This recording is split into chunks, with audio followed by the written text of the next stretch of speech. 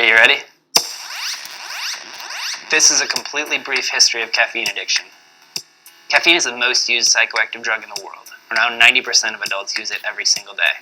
Finland is the world champion coffee drinking country. Their per capita consumption is twice that of Italy, 3 times that of the US, and 10 times as much as Mexico. And look how well Finland is doing overall. They're like the best country. That doesn't mean caffeine is totally safe. It can cause real physical dependence. Just this spring, the American Psychiatric Association added caffeine withdrawal to the pages of its Diagnostic and Statistical Manual. But our love of caffeine is nothing new. People have been drinking tea and coffee for millennia, but they didn't know why it was giving them energy until 1819, when the caffeine compound was identified.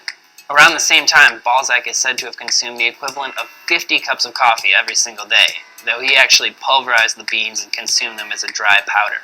Speaking of dry powder, in 1903, a Japanese chemist filed the first patent for instant coffee.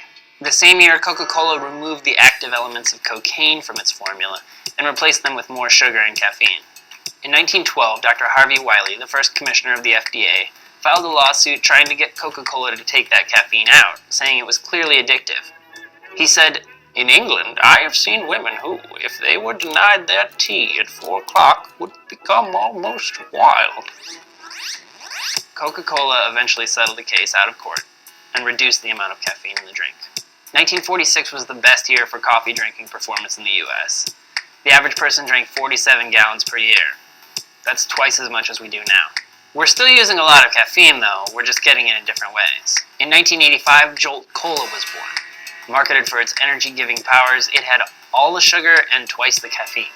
By the late 1990s, energy drinks were everywhere. Now Monster comes in 32-ounce cans. There's also stuff like Red Bull, 5-Hour Energy, Full Throttle, Charge, Neurogasm, Hardcore Energized Bullet, Face Drink, Eruption, Crack Shot, Crunk, Dynapep, Rage Inferno, Slap, and good old Venom Death Adder. In 2005, fewer than 2,000 trips to hospital ERs involved energy drinks. By 2011, that number was over 20,000. This year, a caffeine skin spray raised tens of thousands of dollars on Kickstarter in just days. One pocket-sized vial of the stuff contains as much as 40 cups of coffee. This spring, the FDA announced that it is again concerned about our caffeine use, especially in kids, and it's looking into potential regulation. Normal, healthy people don't die from caffeine overdoses, but it can make you hallucinate, lose sleep, and be unbearable to be around. That effect is only worse when combined with alcohol, and it really can be dangerous.